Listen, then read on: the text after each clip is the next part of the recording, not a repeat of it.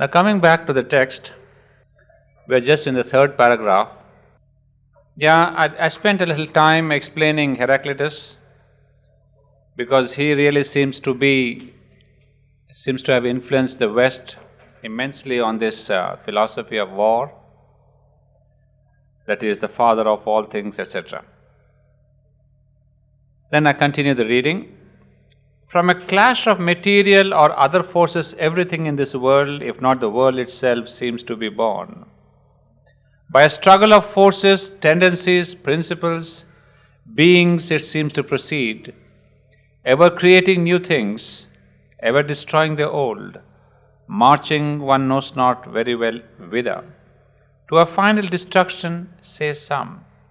In an unending series of vain cycles, say others. In progressive cycles is the most optimistic conclusion, leading through whatever trouble and apparent confusion towards a higher and higher approximation to some divine apocalypse. So here, war being the father of all things, so we do understand that there is this tremendous tendency of the struggle of forces, tendencies, principles. But what is the end of all this? Are we going to fight each other eternally? Well, some people say, well, yes, we will destroy each other. That is the climax, end of the world. That this world, there will be a third nuclear war and a fourth one will not be there. The third one, the world would be smashed to smithereens, and that's the end. That is, some people say that. Well, some people will say, well, we go on fighting, more fighting, less fighting, but it's a vain, endless cycles. Humanity will never learn from its destruction. But there is another school of thought which says, no, we are going to progress, and it is going to be that we are going towards an evolutionary higher consciousness. This is not the end of human consciousness, and therefore the wars will not continue. There is going to be a new consciousness, and as somebody was just now asking me, that if in war, there are two parties or four parties, some people may have a higher consciousness, some others a lower consciousness, then what will this continue? Well, as we said, the very fact that two people have come to the war table or to the war field itself shows that they are in the lower consciousness. Some, 1.5 inch higher and the other 1.5 inch lower, it hardly matters. What it means is, unless humanity goes beyond mind or the mental consciousness, humanity as a whole. So it's not just that if in India, there are two parties which are very good and we say, oh, we have become spiritual parties of India. It doesn't work. So that is why now we know why Sri Aurobindo all the time insisted on the human unity, a change of consciousness on the human level. Not on small groups of Aurobindonians or Arashramites or followers of this guru or that guru. It doesn't help. So there's got to be an upliftment of the whole of human consciousness. And that perhaps will come about by a wave of the new consciousness. It's not going to trigger in a few pockets. Well, a few pockets may be exemplary. A few individuals here and there could follow this higher consciousness, reach higher levels of consciousness, and they may kind of make the path easier. But until and unless the whole of humanity, the whole means, don't take it as literally every human being living. The whole of humanity means that human consciousness which is effective, which is influential, which is the avant-garde. So that kind of a humanity, if it comes higher into a spiritual consciousness, then we could come to a kind of a no-war situation. Until then, I'm afraid this kind of self-destruction and all this will go, but Sri Aurobindo would hold that this is not the end, there is a higher end for this world, a higher evolution. However that may be, This is certain that there is not only no construction here without destruction, no harmony except by a poise of contending forces, one out of many actual and potential discords, but also no continued existence of life except by a constant self-feeding and devouring of other life. So now Sri Aurobindo is getting on to the basic level. Look at nature also. I mean, everywhere there is devouring of life, killing of each other, animals, animals killing each other. And so this has become a kind of an accepted law of this life upon earth. So not only the human beings, but the animals are also having the same law of existence. In fact, our very bodily life is a constant dying and being reborn. The body itself is a beleaguered city attacked by assailing, protected by defending forces whose business is to devour each other, and this is only a type of all our existence. So he gives the example of our own body. When we say the viral attacks us, there's a new viral that comes and attacks. Then in the body, there's a defensive method. The body has its own different ways. So this attack and defense is constantly happening even in our body. We take some food today, there's an attack on our stomach because maybe some things are not palatable, some things are not good for the stomach, and the stomach defends itself, or sometimes when it cannot defend, it throws it out. So he says everywhere the struggle and strife is common, right from our body to the animal world to the human world. This is the type of all our existence. The command seems to have gone out from the beginning, thou shalt not conquer except by battle with thy fellows and thy surroundings. Thou shalt not even live except by battle and struggle and by absorbing into thyself other life. The first law of this world that I made is creation and preservation by destruction. So that seems to be the basic law of this world. Creation and preservation by destruction. So we may not like it, but this is the first law, as he calls it, this is the first law of the world. So of course, we will see towards the end how Sri Aurobindo takes us beyond. But it's important to understand why Sri Aurobindo is spending so much time explaining this is that unless and until we accept this factor and not live in a kind of an illusionary non-violent situation that we are all goody-goody and Indians are supposed to be spiritual people and we practice non-violence, it doesn't work. Non-violence has led to greatest violence in India. What is supposed to be a non-violent country has become the most violent country upon the face of the earth. So it is harmful to close our eyes to reality. So Sri Aurobindo is that pragmatic yogin who says, let's see what the problem is. And seeing the problem is already half the solution of the problem. But if you are ostrich like we say, no, our country is ancient country, Vedic country, we are not violent people. That's the foolishest thing we can do, to close our eyes to our own reality. So in fact, that was what was done during this independence movement. Presenting ourselves to be non-violent people. We have seen that suppression has brought out the greatest oppressiveness in our country.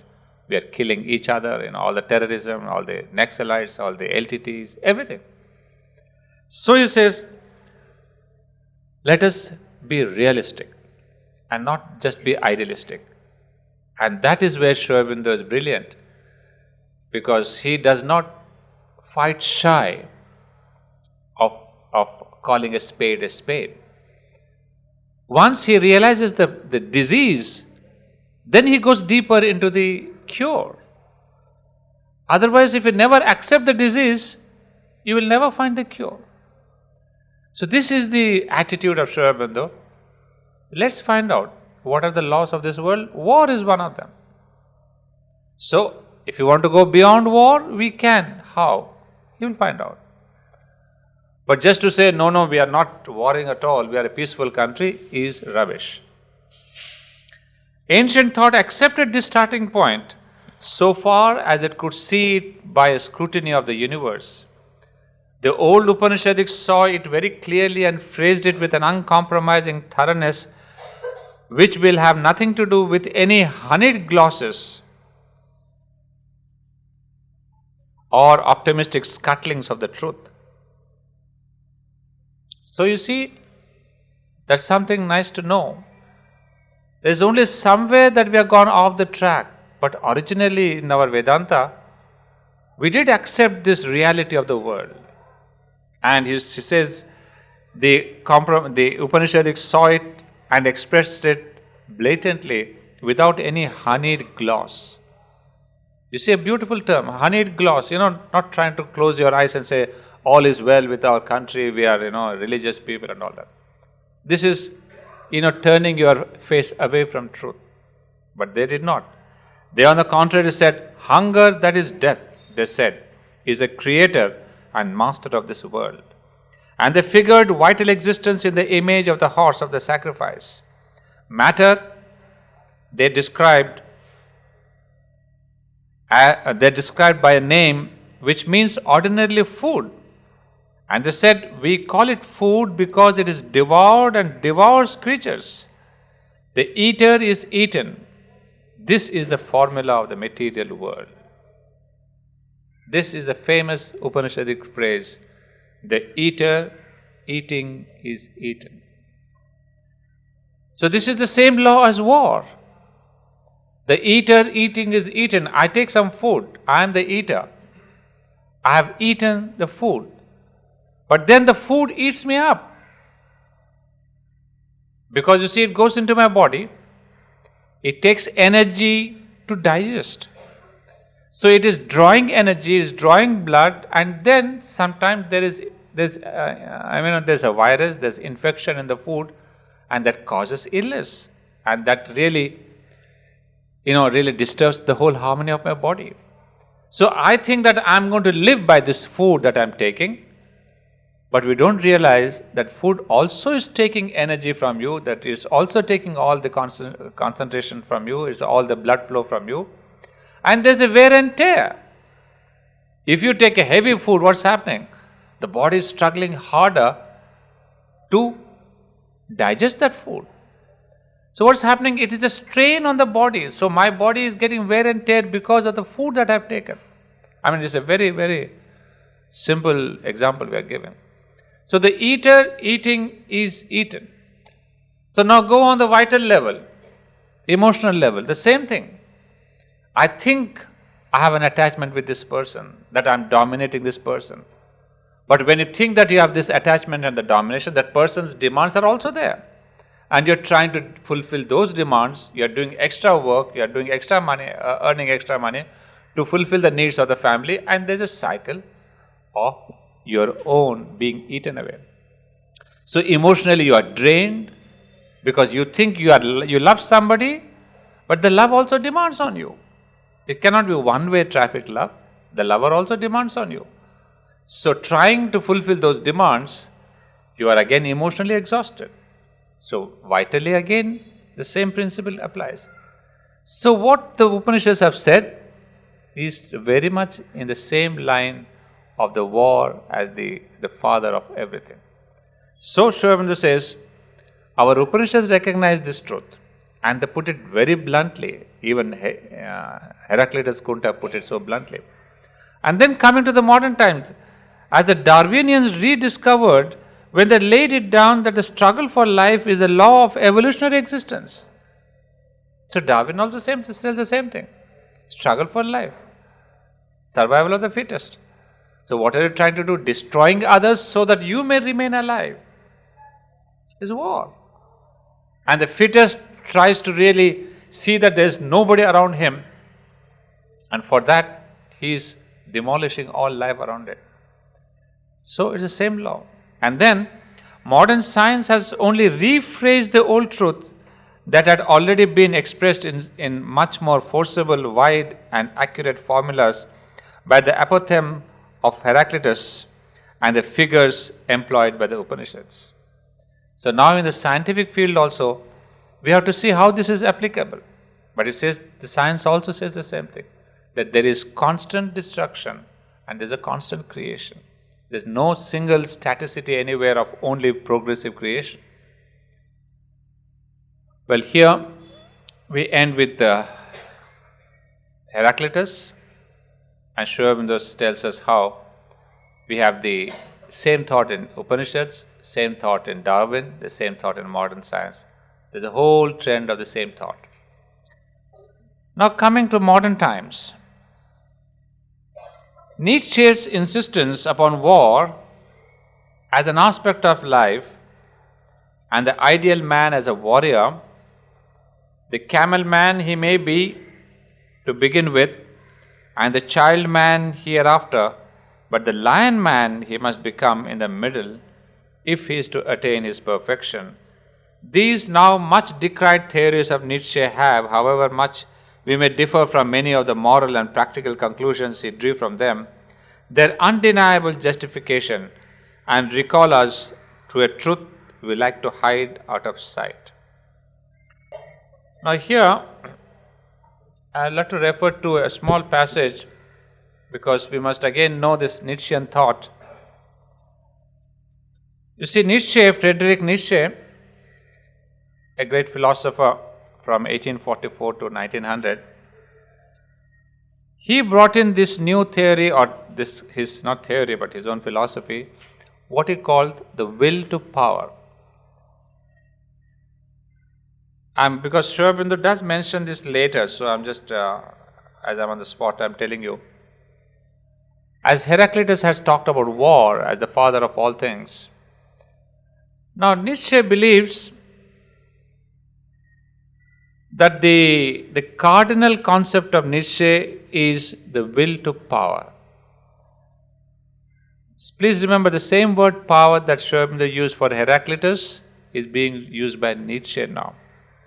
He says the whole motivation of life is the will to power. Now what do we understand? He says this is the central piece of a vast philosophical panorama. To its working out he devoted the greater part of the last 4 years of his active life. He presents it as a principle discernible in all nature, in accordance with which a self or center of power expands beyond its own boundaries, asserts itself over another, and strives to appropriate it. You see, this is the principle. Now, what is this? Now, if we take up this sentence, now a center of power expands beyond its own boundaries. Now, for example, there is a company, IT company. So they have a group of 5-7 people. Now they say, we would like to be bigger, richer, more powerful. So what do they do? They expand beyond their own boundaries. If their work was this much, they expand. They go beyond that. So that is the will to power, means will to, as the word is, asserts itself over another. Now by expanding, what are you doing? You are trying to step into the field of another IT company, and you become so very powerful that one day you grab it and you appropriate it, you buy it. So this is a simple sentence, but we can apply that to all our own human existence. We are constantly having the will to power, means will to expand, to grow, to improve.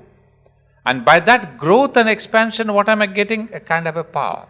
Power of money, power of name, power of position, all kinds of power. So none of us, we are kids, we have become adults. When we take into a job, I want a 10,000 rupees, then a 20,000 rupees, then a 30,000. There's this expansion. This expansion is what is called the power. The power in every situation. So he would say here, the will to power is the agency whereby man, the weakest, cleverest being, becomes master of the earth, yet it is not identical with life. So humanity too is trying to take power over earth, or gain power over earth, over this entire animal kingdom and nature, by destroying it, sometimes by helping it, by doing this and that. So today man has become the most powerful creature upon earth. How has he become?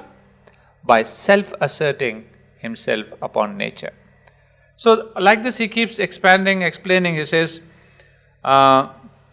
we find that the will to power is involved in every political activity, in the sciences as well. It colors the whole gamut of our feelings and emotions and is present in every social and familial context.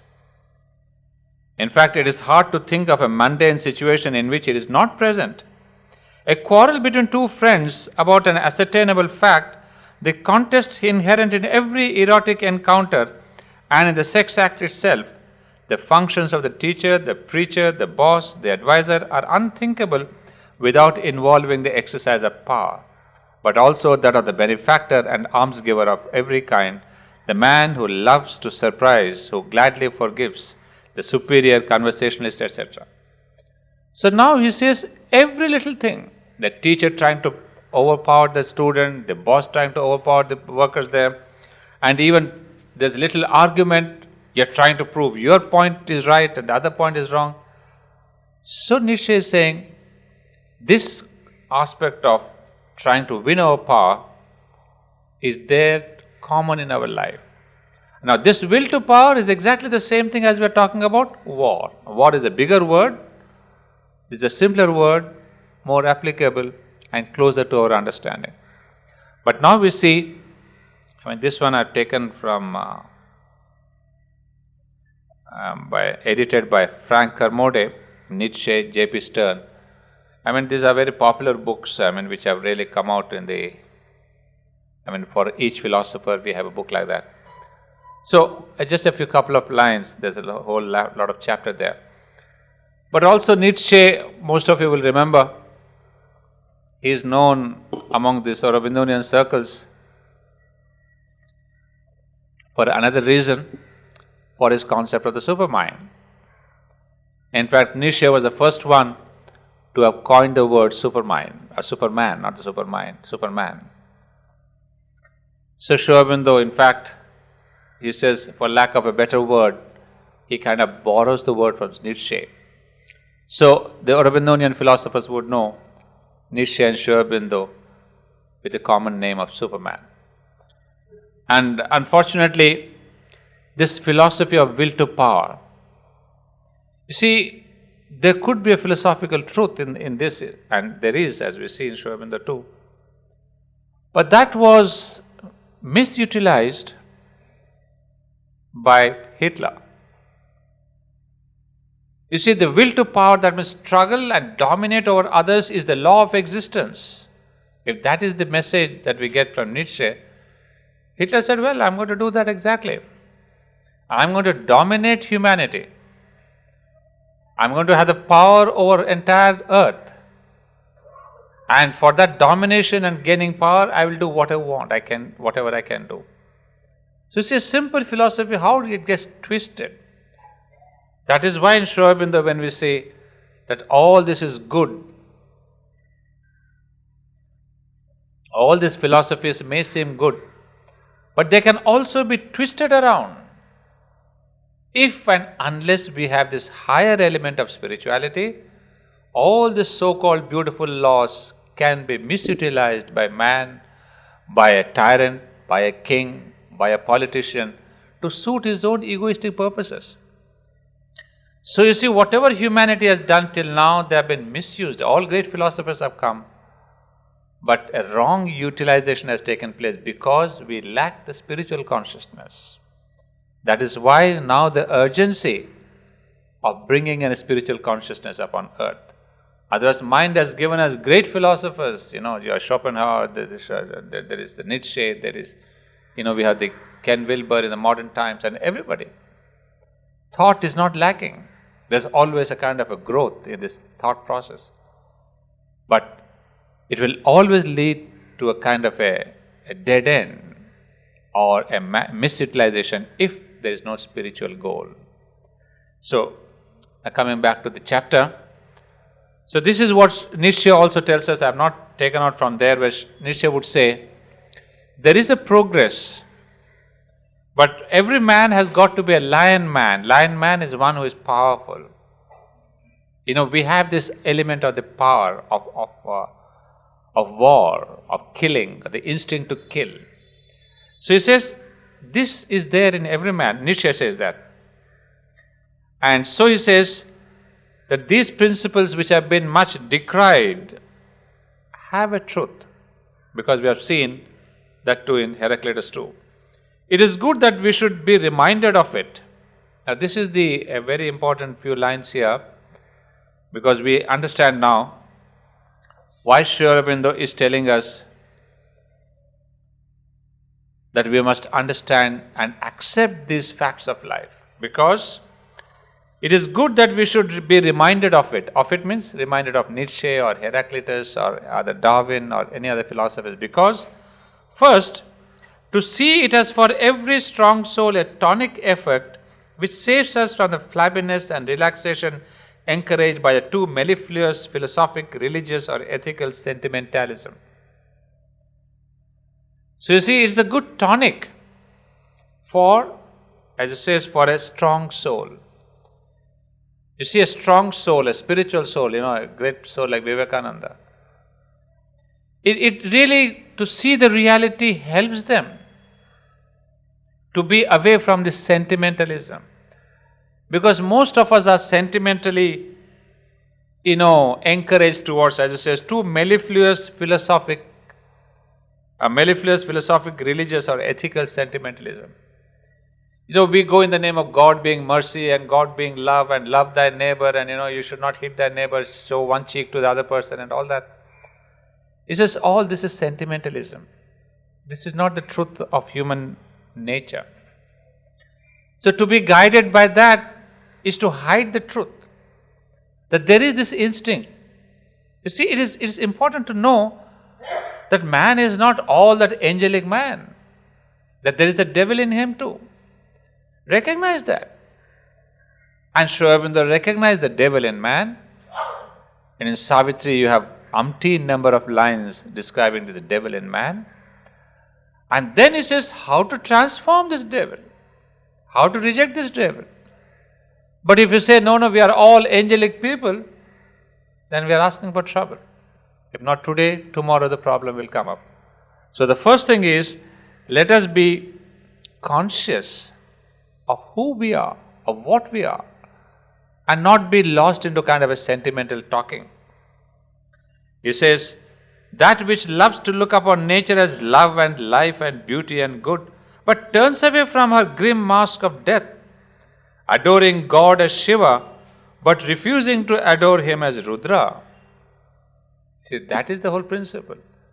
That the same Shiva is Rudra also. We want to go to Shiva because he is Bholanath, he gives you, all this, what do you call that? He grants your wishes, he gives you all kinds of gifts. He says he's a Bholanath, Shiva is a nice man, a nice God. But forget that Shiva is the same Rudra, the angry personality, the one who can really, put the world into a thunderstorm and really destroy it. So he says we are sentimentally attracted to this Shiva, and for that I should really congratulate the Bengalis who worship as much Lakshmi but more Durga. So to recognize this aspect of Durga, aspect of the goddess, not only Durga, the Kali aspect. You see, you can have the Durga aspect, but there's the Kali aspect. And you see in Bengal there is the Kali temple, man, really is a terrible thing to see that. But that is the thing, God's terrible face. Why should we have all the alankar, all the decorations, all the beautiful flowers and think that God is all merciful? There is the other aspect also. So Sri Aurobindo is saying, do not fight shy of seeing the fullness of the divine. The God is love as well as God is the destroyer. So he says, secondly, because unless we have the honesty and courage to look existence straight in the face, we shall never arrive at any effective solution of its discords and oppositions. That is realistic. If they know that there is this ailment in the body, then you start treating. So if you don't look at it honestly, we can never have a solution to that. And that has been one of the weaknesses of our country, that we have never looked at ourselves honestly. We have always looked at ourselves with this kind of, what it says, honeyed glosses, in the name of all these great ethical teachings and non-violence, and saying we are great people. That's why we are suffering now. At least now let us look at ourselves. What is this country? I mean, it's full of violence, full of terrorism, full of insecurity, full of this. Sometimes the Westerners come and say, why do you have all these grills in your windows? They can never imagine that every house in India, the richer, the more the grills, the thicker the grills. So they can't imagine that so-called spiritual country has everywhere a grill in your window. So it's an absolute sense of insecurity. Go to Singapore. My God, the lady can walk in the streets at midnight, 12 o'clock, 1 o'clock, 2 o'clock, nothing. Absolute security they have achieved. But we are supposed to be the spiritual country. Where is our security? You may say we are poor. There's the poor and the rich. Yes, there are reasons. But let us accept that we are not angels here. So that is how Sri Aurobindo says, be practical. Then you will get the solution. Next he would say, we must see first what life and the world are. Afterwards, we can all the better set about finding the right way to transform them into what they should be. If this repellent aspect of existence holds in itself some secret of the final harmony, we shall, by ignoring or belittling it, miss that secret, and all our efforts at a solution will fail by fault of our self-indulgent ignoring of the true elements of the problem. He would say, first, see what life and world are, then find a solution, and in finding the solution, sometimes if this repellent aspect of existence, repellent aspect is the war. If this war situation holds in itself some secret of the final harmony, that's a very important phrase. He says, maybe if we look close into this question of the war, or this consciousness of war and the strife, maybe there's a secret hidden in that. Why humanity is taken to war so much? So he says, if you go deep into this war consciousness, you may see a hidden secret there. What is the secret? We will see. Otherwise, we may miss it because we have always chosen to look at the softer side of life, the more unrealistic side of life. So when we go to the west or east, it's not that Singapore is a haven of virtues. Yeah, they have achieved certain virtues, as I was telling you previously, the cleanliness, the security and all that. But they have their own problems. We have our own problems, we have our own virtues. So, the first thing is, be honest, be realistic, look at the face, face to face. Don't flinch. Then I would say, if on the other hand, it is an enemy to be beaten down, trampled on, excised, eliminated, still we gain nothing by underrating its power and hold upon life, or refusing to see how firmly it is rooted in the effective past and the actually operative principles of existence. So this is either way we stand to gain. One is, if we look at this problem of violence closely, we may find a secret there. What is the secret? About our own vital nature. That how the human vital is predominant in our life. Because it is this vital which is asking for strife, disharmony, blood and violence. So we may try to see how to transform the vital, how to change this vital. But if we don't look at this problem at all, we may never transform our vital. It will go on and on without getting transformation. Or the second part is that if we really see that there is something wrong in us, the vital, the evil, the undivine, so we may even by sadhana try to reject it. One is you may transform it, or the other one you may reject it. And if you want to reject your lower impulses, then we will say, come to sadhana, take up yoga.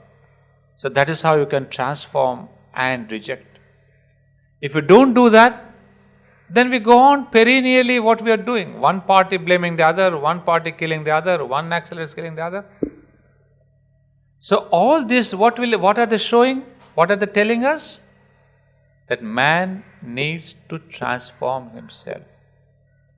Unless there is this transformation of consciousness, none of these political parties, none of these philosophies, none of this ethics, none of these religions can help us. In the name of religions we have fought, in the name of ethics we have fought, in the name of nations we have fought. So, on all the possible reasons upon earth we have fought.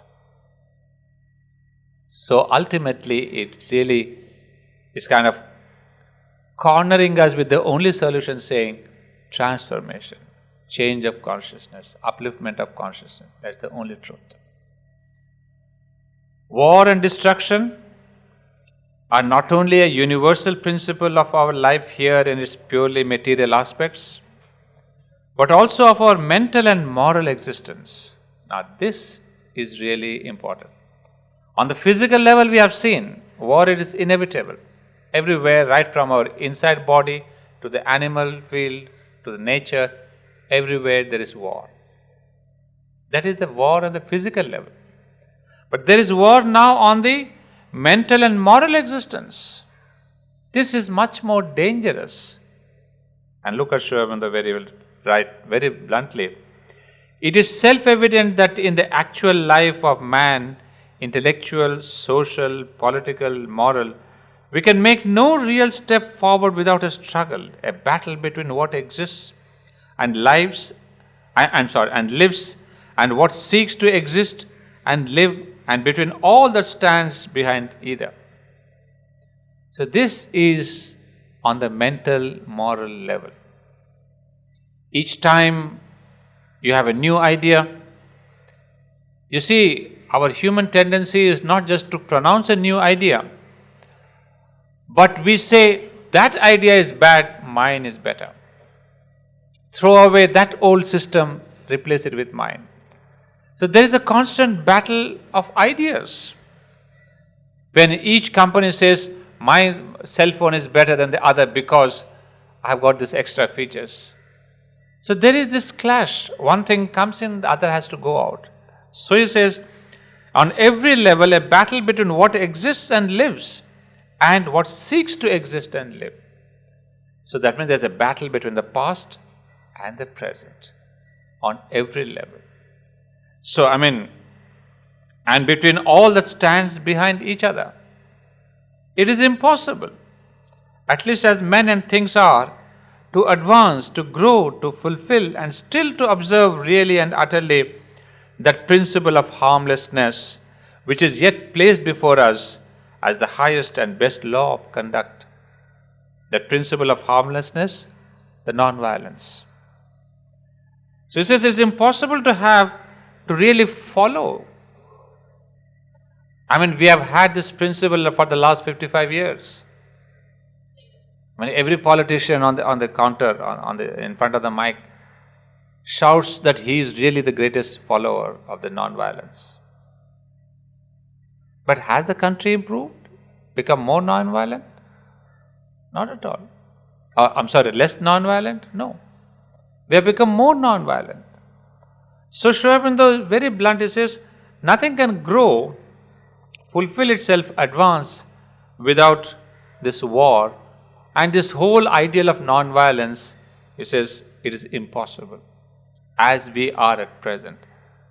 So it is a kind of a carrot that is kept in front of us saying, no, you must be non-violent.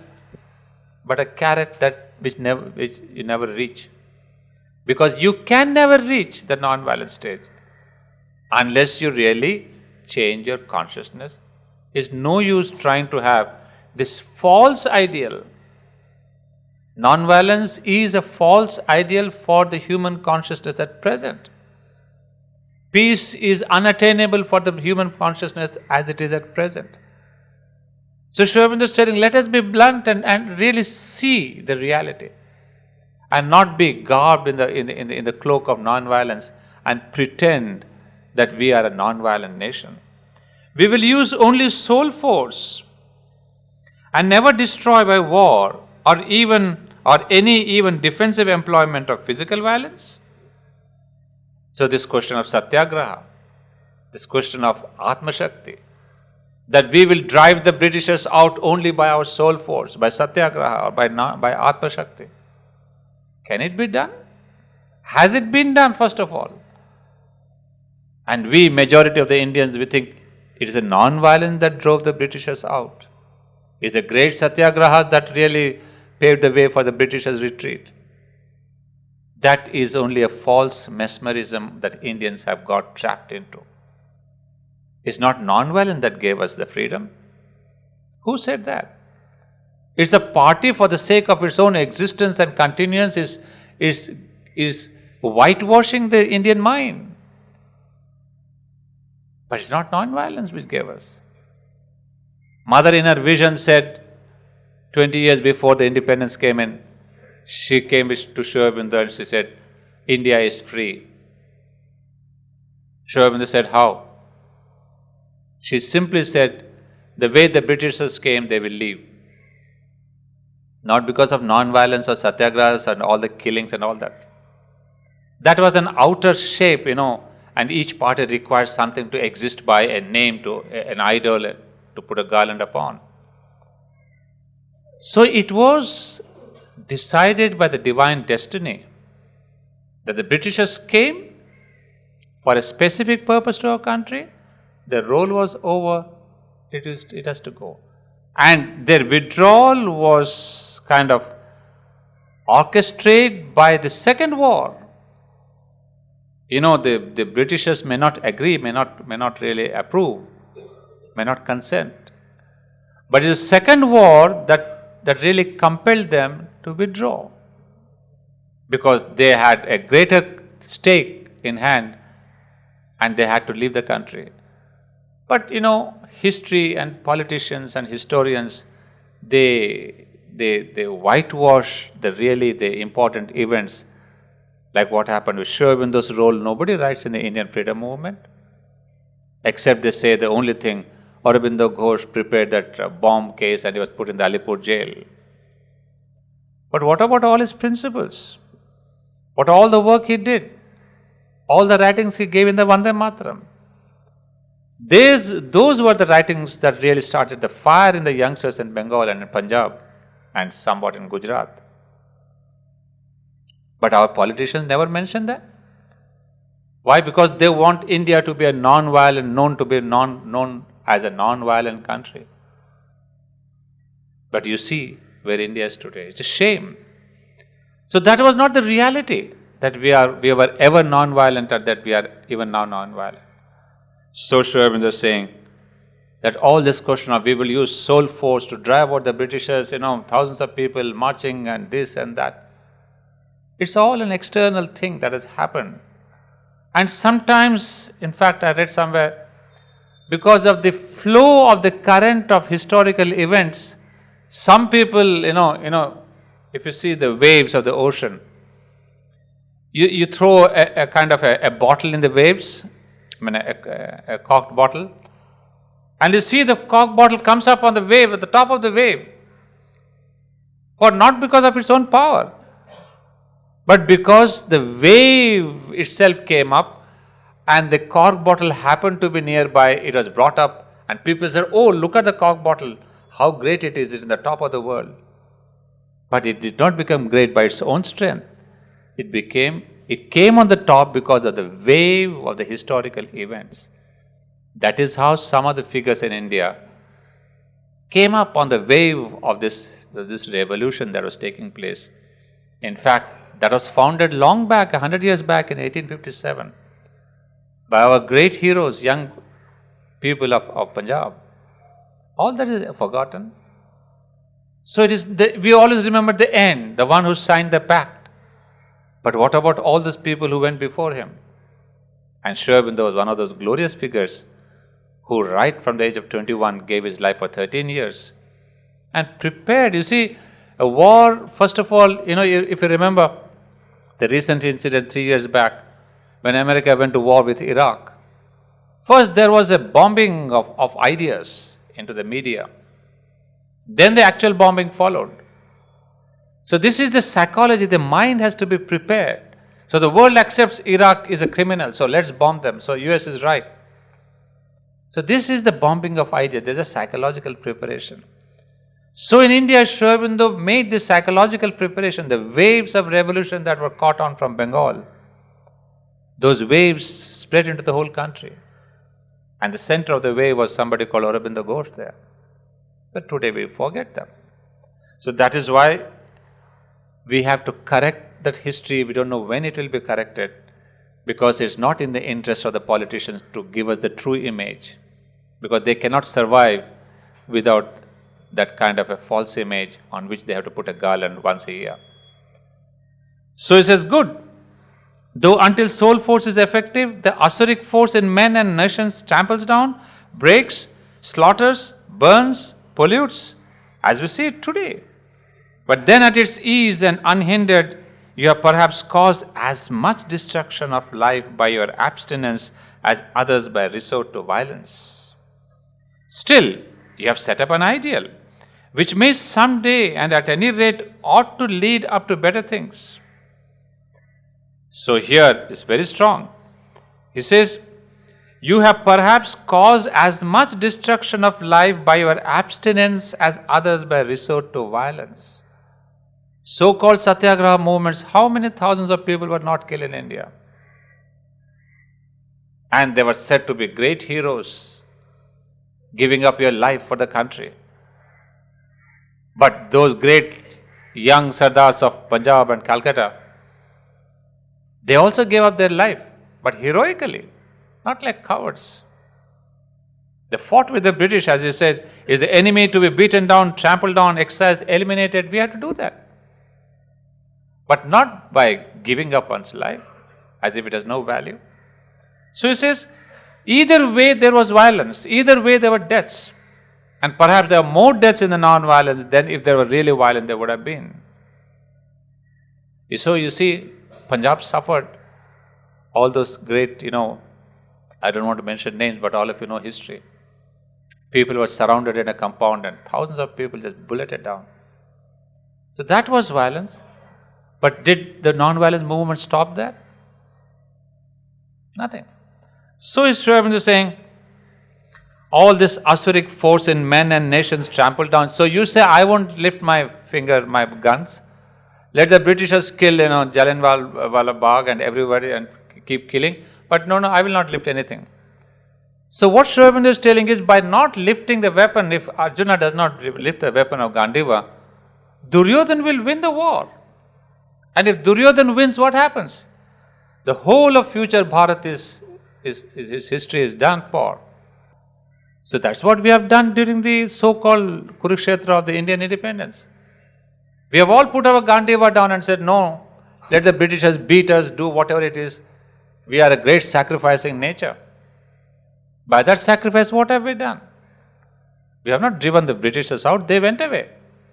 But leaving behind an onslaught of violence, a reaction of violence.